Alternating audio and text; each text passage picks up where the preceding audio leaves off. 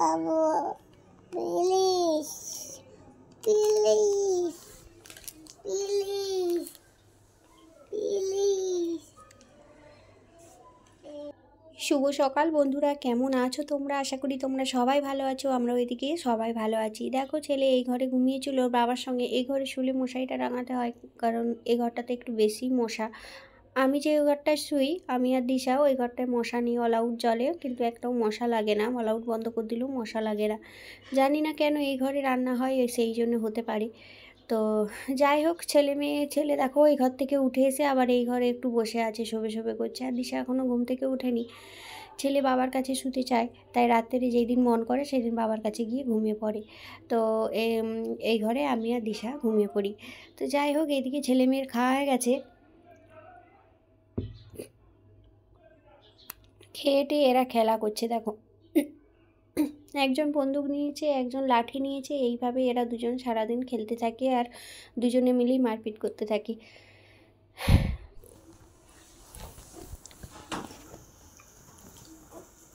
উপরে গেছিলো, উপর থেকে এটা নিয়ে এসে, এটা ভর্তি আছে তো কেন নিয়ে এসছিস? হ্যাঁ, বড় লিঙ্কটা খোল দেখি আছে নাকি। খুলতে পারি না। তাহলে নিয়ে এসেছো কেন? কি করছো?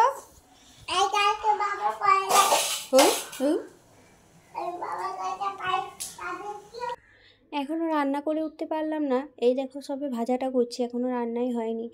এখন মানে আজকে তাড়াহুড়ো নেই, কারণ ছেলে মেয়ে দুজনেরই ছুটি। তো মেয়েও স্কুলে যাবে না, ক্লাবে কি অনুষ্ঠান হচ্ছে, মানে কোনো প্রোগ্রাম হচ্ছে কোনো বাড়ির, সেই জন্য। এগুলো নিয়ে এসেছিস? যখনই উপরে যাবি, একবার সকালে গেলি তখন ওই কি বোরোলিং আর পন্সটা নিয়ে এলি।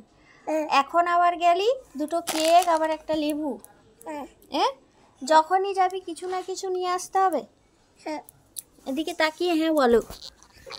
হ্যাঁ না না হ্যাঁ না না হ্যাঁ না হ্যাঁ না হ্যাঁ হ্যাঁ না হুম।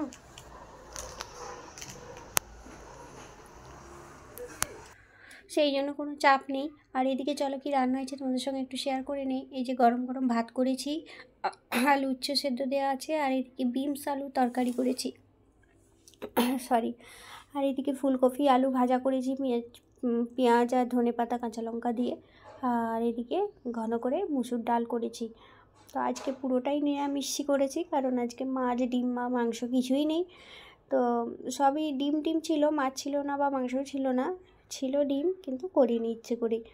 কোথায় আঙুল বানাচ্ছ? কোথায়? বাবা, কত বড় বড় নখ! তুমি এটা কি খাচ্ছ আঙুলে বানিয়ে? কুরকুরা। এদিকে তাকাও।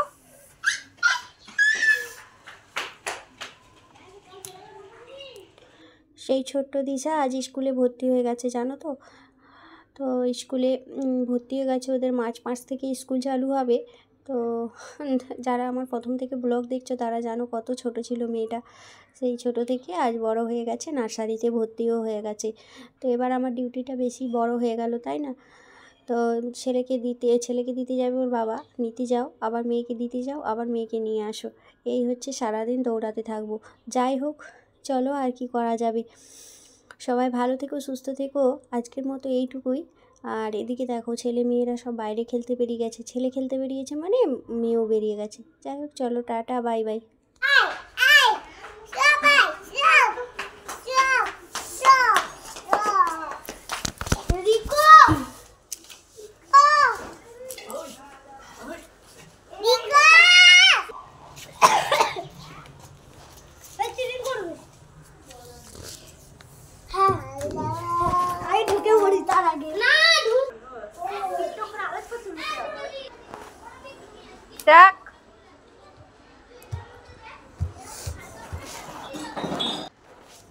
কোথায় বসে পড়ছে দেখুন, দাদা ভাইদের ডাকো।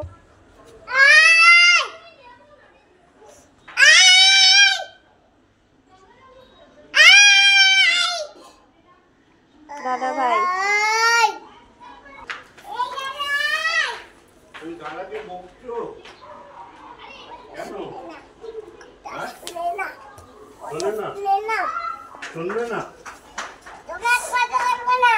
কথা বলবে না পালিয়ে